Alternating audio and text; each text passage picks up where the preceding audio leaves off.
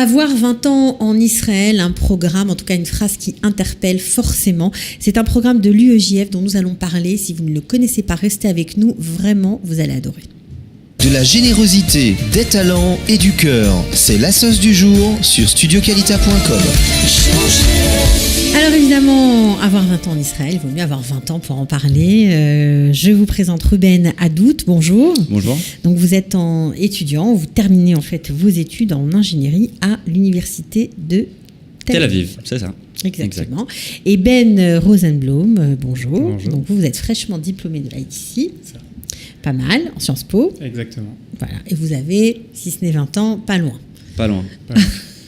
Alors, ce programme dont vous avez tenu à venir parler aujourd'hui ici, c'est parce que vous avez fait partie de ce projet, lancé par l'UEJF. Vous êtes de la 4e promotion, on va dire. Et vous avez en fait un voyage en Israël, non pas en Israël, mais d'Israël en France, dans les campus, pour rencontrer les gens, donc les étudiants, les profs, tout le monde, tous ceux qui avaient envie de vous parler, et pour leur parler d'Israël. Alors ça paraît complètement incroyable et surtout courageux, parce que parfois on entend des choses qui font un peu peur. Est-ce que vous pouvez nous raconter comment ça s'est passé et où vous avez été? Comment vous avez été reçu, évidemment? Qui commence? Vas-y Ben, je t'en prie. Ruben, vas-y. Bon, alors voilà. Voilà, donc on a un parcours assez différent, Ben et moi. Donc on a entendu parler de l'UEJF de manière assez différente. Oui, parce que toi, ça fait longtemps que tu es en Israël. Ouais, ça fait une petite dizaine d'années. Voilà. Et je pense comme toi, Ben. Moi, ça fait 13. Ça fait 13 ans. Donc c'est ça qu'on se dit, l'Union des étudiants juifs de France, c'est bien loin pour vous, quoi. Ça ne vous concerne plus, tous les deux. Et pourtant. Et pourtant, voilà. Ça, mon frère y a fait partie, donc moi, on a un lien assez étroit. Mais donc voilà, donc on en a entendu parler. Je connais bien certains membres du bureau national là-bas qui m'ont contacté, qui m'ont demandé justement de parler un peu de cette délégation, d'avoir 20 ans et d'en faire parler un peu autour de moi. Et en tant qu'étudiant à l'université de Tel Aviv, on a une communauté d'étudiants francophones qui est assez grande. Et donc le projet a intéressé pas mal de personnes. D'ailleurs, une grande partie de la délégation faisait justement partie de l'université de Tel Aviv. Et c'est vrai j'ai un peu tâtonné au début, j'ai un peu hésité parce qu'on ne connaissait pas. C'est un programme qui n'a pas encore beaucoup d'écho médiatique. Ok. Et c'est quelque chose, on est un peu allé. Enfin voilà, c'était un peu une première fois. Voilà, on est parti à l'aventure. Qu'est-ce qui vous a branché dans cette histoire? Pourquoi aller parler aux étudiants en France? Qu'est-ce qui vous a motivé? D'abord, l'UEJF eux-mêmes, l'organisation dont on a entendu parler beaucoup et grâce à ce qu'ils font de remarquable tout au long de l'année. Que ce soit ce programme ou d'autres programmes, leur façon de justement combattre les préjugés de la communauté juive qui vont à l'encontre de la communauté juive en général. Et lutter contre l'antisémitisme, en gros. Entre autres choses. L'antisionisme aussi. Bien sûr. Mais c'est pas seulement ça, ils font ça aussi avec d'autres organismes qui ne sont pas. Voilà, il y a SOS Racisme, il y a Coexiste, ils font énormément de projets tout au long de l'année. Donc déjà, faire partie de ça, c'était une chose qui nous importait. Leur ouverture d'esprit, ça vous a plu? Exactement. Okay.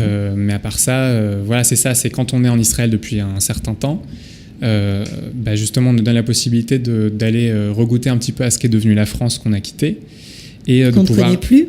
Qu'on ne connaît plus. Qu'on connaît moins. On connaît qu'à travers les médias. Enfin, exactement. Moi, personnellement, je suis toujours très attaché. Ouais. Je fais ensuite beaucoup les médias et ce qui se passe en France, l'actualité.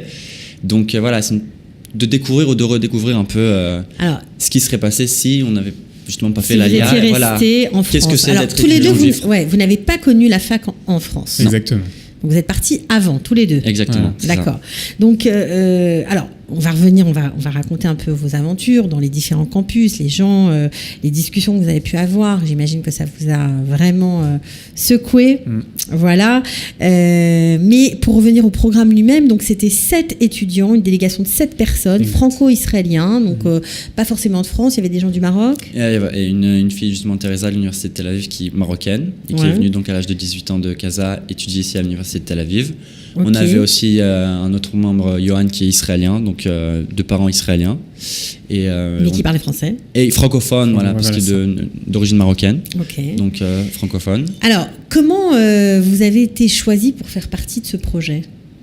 Il fallait répondre à une annonce ? Alors c'est ça, il y avait une annonce, il y avait les réseaux. Aujourd'hui, tout se passe par les réseaux sociaux. Bien sûr. Donc il y a eu ça, et puis après on a eu donc cet entretien via l'UEJF, donc il y a eu les entretiens téléphoniques et tout ça, pour justement, je pense c'est toute la force de la délégation, c'était justement qu'on puisse être la délégation la plus variée possible, donc de gauche, de droite, du centre, de Haïfa, de Tel Aviv, de Jérusalem. D'un point de vue politique. Exact, mais pas juste politique. Voilà, géographique, culturel, qu'on soit un tout, mais complètement. Un tout très hétérogène. Exactement. C'était ce qu'on voulait, enfin ce que l'UEJF voulait montrer aux jeunes étudiants français, qu'il n'y a pas de stéréotype en Israël, qu'on est juif israélien, on peut avoir des idées différentes. Et puis qu'on se représente surtout nous-mêmes et pas Israël, pas le gouvernement israélien, parce qu'avec tous les préjugés qu'il y a sur Israël en général, quand on parle en France, quand on parle Israël, on parle extrême droite, tous les préjugés complètement faux en général, en plus qui existent. Il voulait justement montrer qu'on peut être israélien, mais qu'on peut être éventuellement de gauche, de droite, du centre, qui a une variante en fait. Il y avait des gens d'extrême gauche et d'extrême droite dans la délégation ou pas? Il ne faut pas exagérer. On a eu des gens avec des idées, des opinions assez différentes. D'ailleurs, moi et Ben, on a pas mal de désaccords sur ce qui se passe ici en Israël, etc. Donc c'était vraiment très varié. Okay. Alors, comment ça se passait? Vous avez prévu voyager pendant une semaine, c'est ça. Et on vous a organisé des visites, des rencontres en tête-à-tête, ou c'était beaucoup plus informel? Il y a eu donc deux sortes de. Il y a eu deux rencontres en fait juste avant de partir. Ici en Israël à Tel Aviv, on a un peu rencontré la délégation, faire connaissance un peu entre tous les membres de la délégation. D'accord, ok. Pour essayer de se connaître avant de partir. Une fois justement arrivé en France, on a été encadré. Enfin, dès qu'on arrivait à l'aéroport, on était encadré par les membres de l'UEJF. On a été emmené donc au bureau national et on a justement suivi une sorte de mini-formation. De mini-formation. On nous a un peu tenu au courant de ce qui se passait, du climat, de ce qui se passait en ce moment en France. C'était une semaine assez spéciale. Parce que... Oui, vous avez voyagé pendant la semaine consacrée au boycott, c'est ça? Exactement. Une semaine à la gloire du BDS. Exactement, c'est ça. Ça devait être super sympa. C'est merveilleux. Merveilleux. Et donc voilà, donc on a été, c'est Sacha Gozolan président de l'EJF, qui nous a reçus. Et histoire de faire connaissance aussi physiquement, parce qu'il n'y a eu que des entretiens téléphoniques avant de partir, sûr. Mais il n'y avait pas eu de rencontre face à face. Est-ce qu'il vous a donné une mission sur les campus même, ou il vous a laissé libre? Le truc, c'est ça dépendait en fait du campus. Ce qui se passait, c'est qu'il y avait certains campus qui nous donnaient l'autorisation de venir. Donc en fait, on a eu ils ont prévenu le campus. Bien sûr, c'était des choses qui étaient organisées. Et parfois, ce qui se passait, c'est que ça a été je ne sais pas si on peut dire que la direction du campus s'est rétractée, ou je ne sais pas très bien comment ça s'est passé, mais en gros, parfois c'était un peu plus compliqué que prévu. Il y a des facs où vous n'étiez pas welcome. Exactement, pas forcément les bienvenus. Donc on a certaines facs, on a pu par exemple sortir une banderole et avoir une petite table avec des tracts et une banderole qui disait quoi? Avoir 20 ans en Israël. Tout simplement. Avec 3-4 photos et c'était un logo et c'est tout. Le mot d'ordre, en fait, il n'y en a pas. On était vraiment... Sacha, on nous a parlé, tout le bureau nous ont dit, allez-y, dialoguez. Il n'y avait pas Faites ce que vous voulez, il n'y avait pas de ligne, il n'y avait pas Exactement, de... Soyez vous-même et parlez. Soyez vous-même, parlez des sujets que vous voulez aborder. En général, on abordait les gens demandant qu'est-ce que vous, quand je vous dis Israël, quand je te dis, parce qu'on on est tous étudiants, bien sûr. C'était un cadre très informel, donc le dialogue était plus facile. C'était quoi? Vous étiez au milieu, à la cafette, au forum? C'était comment? Ouais, on était, dans le ça jardin, dépend. Ouais, dans le jardin, et puis on avait un peu des bambas. Ouais, on avait des tracts, et puis on avait des bonbons en fait. C'était comme ça qu'on attirait entre guillemets, et que les gens venaient vers nous. La bouffe, c'était un trait mignon. Ça marche toujours. Mais surtout, et les gens, on avait les 2-3 premières phrases qui étaient un peu difficiles parce que c'était pour, comment dire en hébreu, lishbor takerar, pour briser la glace. Pour briser la glace. Mais au bout de quelques minutes, les gens, la plupart des gens étaient très, très... Alors, vous avez visité 13 campus. Vous avez été à Paris, vous en avez fait plusieurs, proche banlieue, Saint-Denis, Créteil, vous avez été à Lyon, vous avez été à Bordeaux. Vous en avez fait du chemin. Ouais. On en a fait du chemin et puis ça nous a permis aussi de justement pas rester justement sur Paris même et toucher un peu à ce qu'est toute cette France en fait finalement, et de voir et toucher à cette question d'antisémitisme ou de préjugés ou justement de dialogue partout. C'est un projet pour essayer de comprendre pourquoi la France devient de plus en plus antisémite?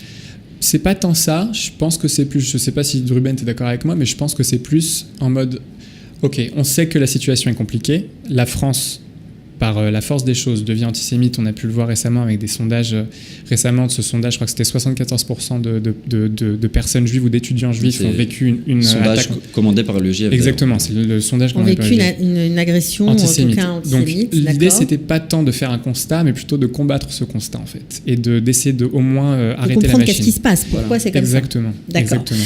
Qu'est-ce qui a été marquant pour vous? Quel campus a été vraiment où les discussions étaient ou passionnantes ou alarmantes, je ne sais pas. C'est vous qui racontez. T'as une histoire, moi je vais y aller. Ouais. Non, c'était marrant déjà de voir la différence entre les campus, justement peut-être à Paris et un peu en province. Moi personnellement j'étais à Grenoble et à Lyon, où Lyon l'accueil a été un peu plus délicat. Pourquoi?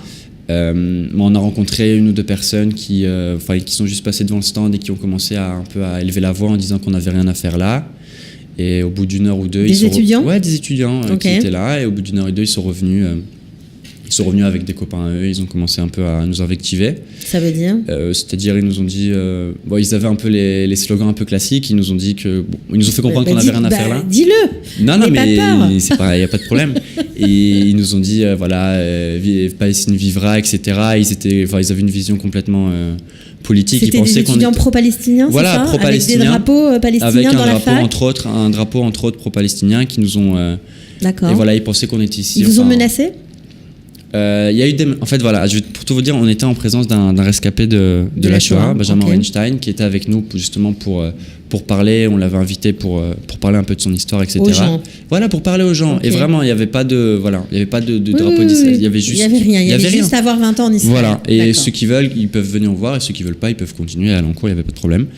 Et oui, donc ils sont revenus 2 ou 3 heures après. Et donc il y a eu une sorte de mini-émeute, enfin pas une émeute, mais il y a eu une sorte de de regroupement de quelques personnes. Et voilà, il y avait un drapeau, etc. Il y avait une sorte de mini-pancarte qui disait la Palestine. La tension a commencé à monter. Voilà, attention. Et c'est vraiment. Voilà, la tension, elle peut monter en 3 minutes. C'est ça. Moi, je me rendais pas compte, mais en 3 minutes, il suffit que 2-3 personnes élèvent la voix. Il y a une sorte de confrontation, même physique. Enfin, les gens se mettent face à face. Et voilà, on a décidé de partir tranquillement. Ça contraste beaucoup avec d'autres campus. Partir tranquillement, si vous étiez resté, ça aurait pu mal tourner. Ça aurait pu mal tourner, oui. Il y avait un service de sécurité d'ailleurs qui n'a pas... Qui n'a pas bougé. Ouais, qui n'a pas bougé. Ah, ouais, c'est normal.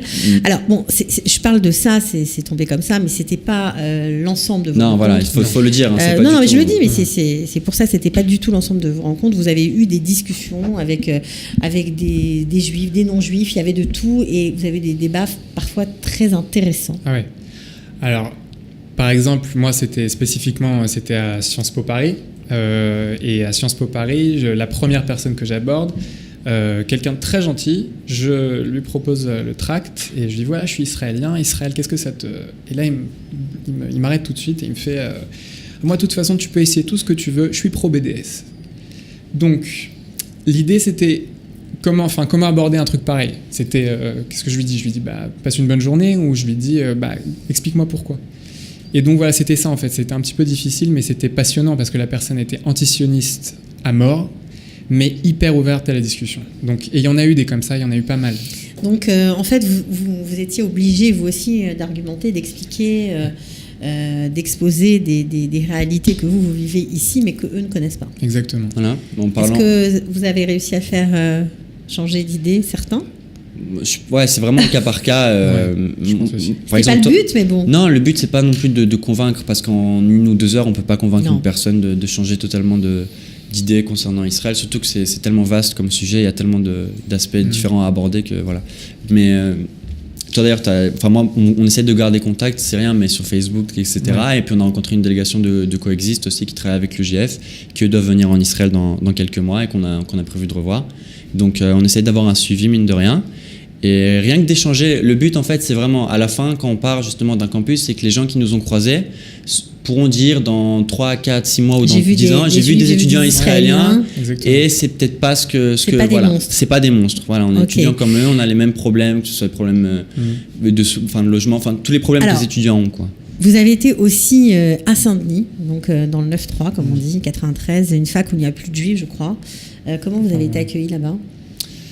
Alors, le truc, c'est que là-bas, je pense que ça a été un des campus dans lesquels on n'était pas trop voulu de base. Il me semble que ça a été organisé et finalement, je pense que c'est un des rares campus où ça a été Ils se sont rétractés. Apparemment, ils se sont rétractés. Mais vous étiez quand même... On y est quand même rentré. Ouais, voilà. Donc, on a eu une petite stratégie de rentrer, pas tous en D'accord. même temps, mais enfin, Ok. on est rentré. Et puis, moi, à mon niveau, en tout cas, bizarrement, après tout ce qu'on nous a dit sur Saint-Denis, justement, on s'attendait, il me semble, à quelque chose d'assez fort et assez... Finalement, voilà. non. C'est pas finalement non, c'est juste que on a eu des rencontres très poignantes et émouvantes à la limite là-bas. Pourquoi Par exemple, on va pour aborder justement encore une fois avec les tracts, avec nos t-shirts, avec nos sourires, autant que faire se peut, et puis on tombe sur un groupe. Moi, c'est quelque chose qui ça m'a bouleversé. Moi, je suis tombé en larmes, mais on tombe sur un groupe qui parlait arabe entre eux. Et puis on dit, voilà, Israël pour vous c'est quoi? Et là, il y a apparemment c'était un Kabyle qui me sort le mec, c'était un poète sur Israël. Il sort des phrases, il déballe le tapis rouge sur Israël. Il fait un truc magnifique. C'est-à-dire que même des pro-sionistes à mort ici aujourd'hui, ils vont pas sortir des aussi belles phrases que ça. Donc c'est-à-dire que c'est vraiment on a eu des surprises, quoi. Vous étiez loin des stéréotypes, voilà. Ouais, vous étiez dans la vraie vie. Ouais, Il y a des gens formidables en France aussi. Aussi. Qui doivent aussi vivre, quand on ressent ça, quand on pense ça sur Israël, de voir tout l'antisémitisme et l'antisionisme ambiant, ça doit pas être facile pour eux non plus. Ouais. Ils étaient contents de vous voir, j'imagine, et de parler avec vous. Ouais. Mais surtout que c'est un débat, surtout en France.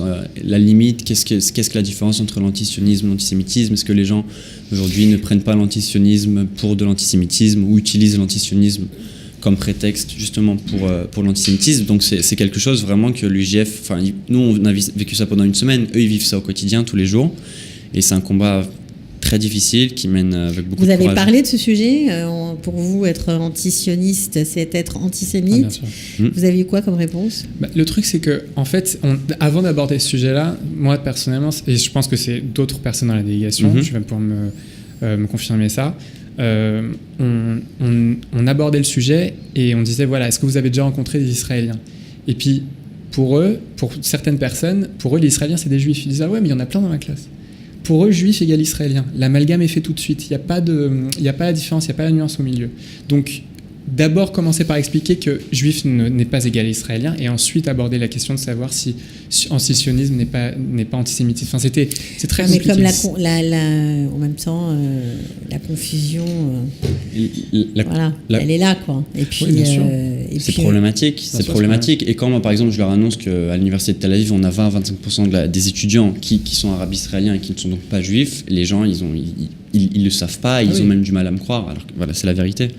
Et quand on parle justement du débat entre l'antisionisme et l'antisémitisme, c'est vrai que c'est assez flou et les gens en souffrent, je pense. Alors, vous avez parfois eu des débats très passionnants avec des étudiants qui ont même qui rataient les cours pour rester avec vous, pour parler. Surtout avec Ben. Ouais, c'est vrai. Parce qu'une discussion avec Ben, il faut savoir, c'est minimum. Ça dure 45 longtemps, minutes. D'accord. Notamment à Bordeaux. Voilà. Ouais. Vous avez. Alors, comment c'était Bordeaux? Bordeaux, d'abord ville magnifique, ça ouais. on peut pas lui enlever ça. On a été très bien reçus aussi par les responsables de l'UJF de la fac là-bas, qui aussi justement prenaient vraiment part aux discussions. Et puis on aborde un groupe, et puis dans ce groupe, justement, ces élèves nous disent c'est intéressant que vous soyez là parce que c'est intéressant d'entendre ce que vous avez à nous dire parce qu'on a un prof qui est pro-Hezbollah. Et qui nous le dit, et qui nous raconte. Un prof de quoi? Un prof, il me semble que c'était un prof de... c'était quoi? Un prof d'histoire géo. Et on en est à ce stade aujourd'hui à se demander comment ça se fait qu'il y a l'antisémitisme en France. Et voilà, on a... des profs enseignants qui s'affichent qui s'affichent. Alors bien entendu, il n'y en a pas à tous les mètres carrés, bon, il y en a quand même. Il y en a quand même. Donc, voilà. Alors, qu'est-ce que vous avez retenu, à part ces échanges, j'imagine, parfois un peu surprenants, parfois un peu... qui dérange, puisque vous n'avez pas connu la fac. Est-ce que vous pensiez que la situation s'était dégradée à ce point? Forcément, déjà quand on suit un peu les médias, on voit forcément que la situation elle se dégrade. Est-ce qu'on y croit vraiment quand on a connu autre chose? C'est-à-dire on voit les médias, mais on a connu une autre France. On se dit, bon, c'est les Israéliens, ils exagèrent, ils forcent un peu le trait.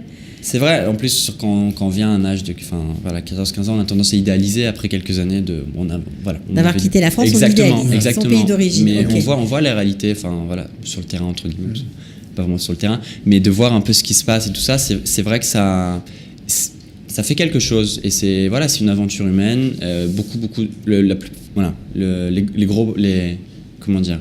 C'est la rencontre qu'on a faite déjà au sein de la délégation, comme Ben et les autres participants qui n'ont pas pu venir, et avec qui on garde le contact justement. Et la rencontre surtout à l'extérieur de personnes qu'on a vues que pour 1 heure ou 2.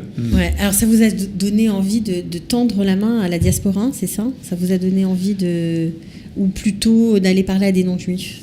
C'est ça. En fait, c'est plutôt, c'est un peu les deux en fait, je pense. Je sais pas si t'es d'accord à ce niveau-là.